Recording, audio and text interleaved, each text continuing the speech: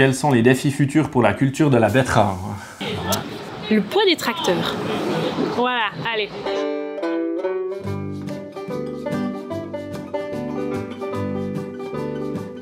Bonjour à tous, je me présente, je m'appelle Basile Cornamusa, je suis collaborateur au Centre Betteravier Suisse et je suis là pour analyser les réponses du micro-trottoir du marché à Yverdon sur la betterave sucrière. Selon une étude, le sucre suisse est 30% plus durable que le sucre de l'Union européenne. À votre avis, quelles sont les raisons?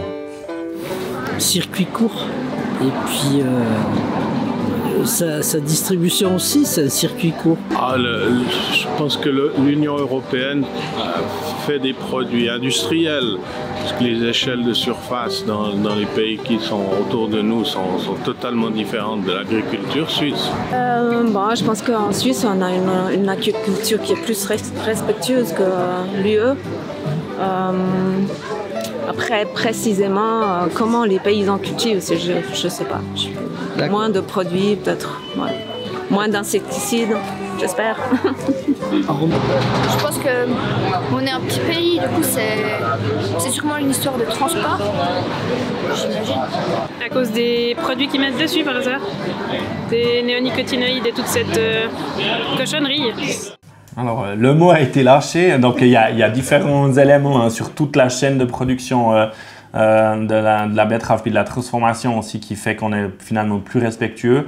Il y a une partie justement de la législation au niveau de l'utilisation des produits phytosanitaires où on a aussi des programmes pour réduire justement l'utilisation de produits comme des insecticides ou des fongicides qui automatiquement sont plus respectueux de l'environnement par rapport à des pratiques où on en utilise plus. Et puis après, il y a aussi un élément qui a été mentionné et qui est très important, c'est le transport. Alors déjà, les distances de transport sont aussi plus courtes entre le producteur, les parcelles du producteur et l'usine. Et puis surtout le mode de transport où en Suisse, on a une grande partie, environ 50% des betteraves qui sont transportées par le rail. Et puis le rail est automatiquement plus respectueux aussi de l'environnement. Donc je dirais que c'est surtout sur ces deux thématiques qu'on est plus respectueux. Alors c'est parti pour la suite. Quels sont les défis futurs pour la culture de la betterave? Le défi, c'est que de plus en plus, on prend de la terre agricole pour faire d'autres usages.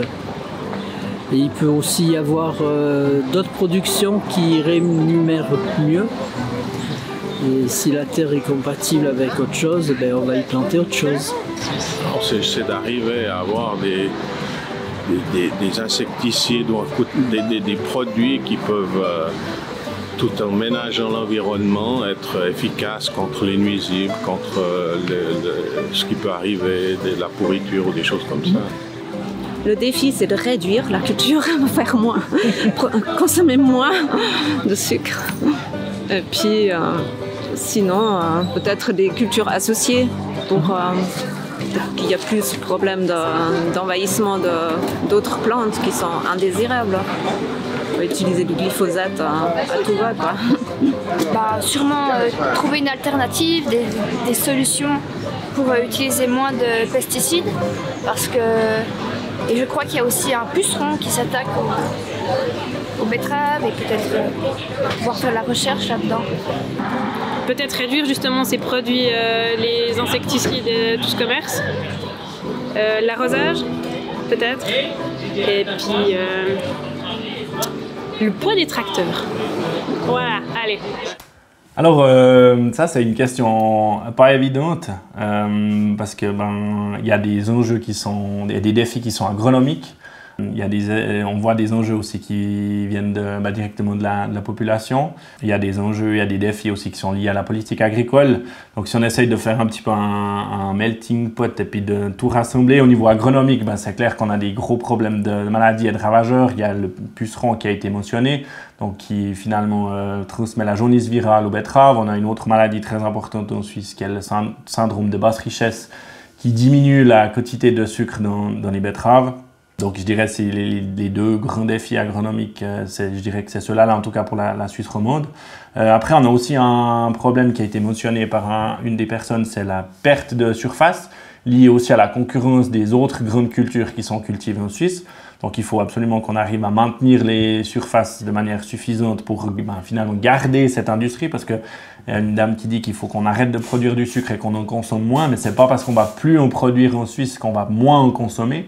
Donc je pense que réfléchir et réduire la consommation, c'est une bonne chose, mais après il faut faire en sorte que finalement le sucre qu'on utilise, ça soit du sucre qui soit de chez nous, parce qu'on voit qu'il est 30% plus respectueux de l'environnement que le sucre qu'on va importer de l'Union européenne. Mais après, si on imagine qu'on importerait du sucre qui viendrait encore d'ailleurs, du Brésil et autres, la comparaison, elle est encore, la différence est encore plus grande. Mais c'est clair qu'on doit tout faire, tout réussir à relever ces défis en ayant bien en tête que là, on le voit dans les questions, la problématique de l'utilisation des produits phytosanitaires, elle est omniprésente et je pense qu'il y a chaque personne dans ce micro-trottoir qui l'a mentionné.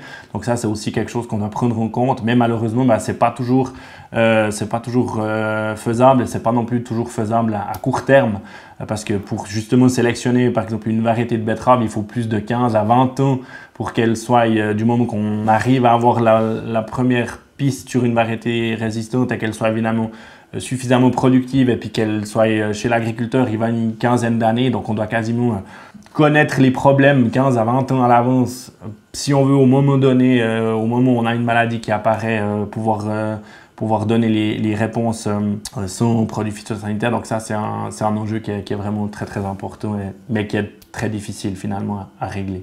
Alors, la suite. La robotique est-elle une solution pour la culture de la betterave? Pourquoi? Certainement. J'ai vu une émission où il y avait un robot qui traitait individuellement chaque bout de mauvaises herbes. Ça me semble être une piste vraiment intéressante. Et puis le génie humain pour avoir élaboré cette machine était impressionnant.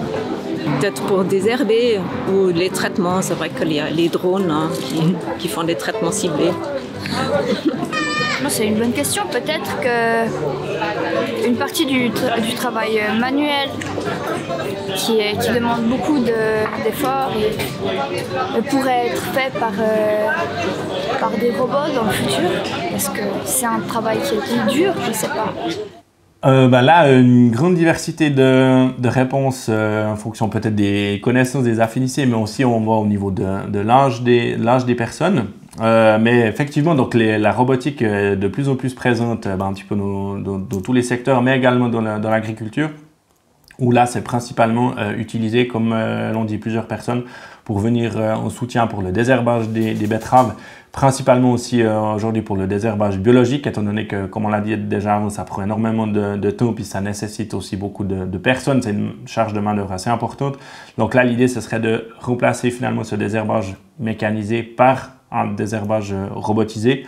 On est encore un petit peu au balbutiement, mais d'ici les prochaines années, je pense que ça va prendre toujours plus d'ampleur dans la culture de la betterave, mais je pense dans l'agriculture aussi de manière générale. Alors déjà, les questions n'étaient pas évidentes à répondre, donc je suis vraiment étonné bien sur la connaissance de toutes ces personnes. On voit aussi qu'il y avait des profils différents aussi au niveau des âges et autres, mais on voit que les gens sont très au courant de ce qui se passe avec cette betterave, comment on la transforme, d'où elle vient, quels sont les défis. Donc ouais, j'étais vraiment étonné en bien, c'était vraiment chouette. Bravo à ces personnes.